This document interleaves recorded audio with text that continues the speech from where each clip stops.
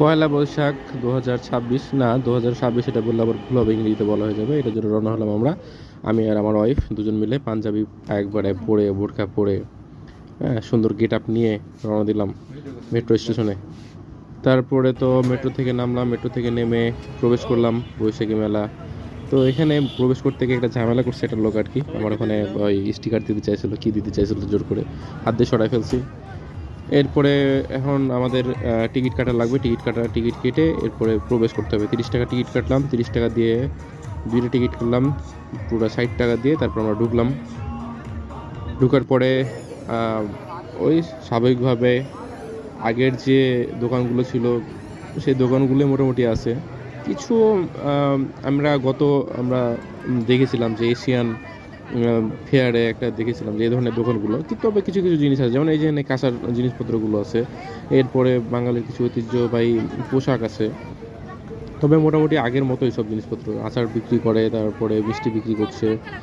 এখানে গামছা গামছা লুঙ্গি এগুলো কিছু বিক্রি করছে, অর্নামেন্ট আছে মেয়েদের, এগুলো দেখলাম। এগুলো দেখার পরে বাইরে বের হলাম, বাইরে বের হয়ে দেখি কি এই তো আমাদের কৃষ্টি কালচারে যেটা একটা সং সাজা হয় এবং একই সাথে ঢোল তাবলা দিয়ে এই একটা অনুষ্ঠান বা কি অনুষ্ঠান হচ্ছে, এটা একটা দেখতে পাচ্ছি।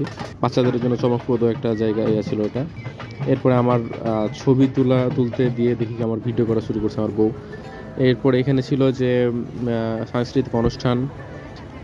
একটা মেয়ে অনেকক্ষণ ধরে চেষ্টা করছে গান গাওয়ার, কিছুক্ষণ পরে সে গান গাওয়া শুরু করলো, তবে আমরা এটা পরে আবার ফিরে এসে দেখবো।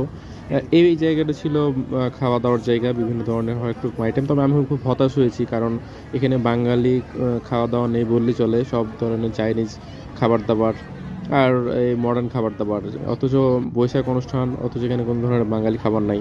এটা আসলে হতাশাজনক। তো তারপরে আমরা ঘোরাফেরা করলাম, কিছু খাবার দাবার দেখলাম, কিছু খেলাম, এরপরে গানটা এনজয় করছি।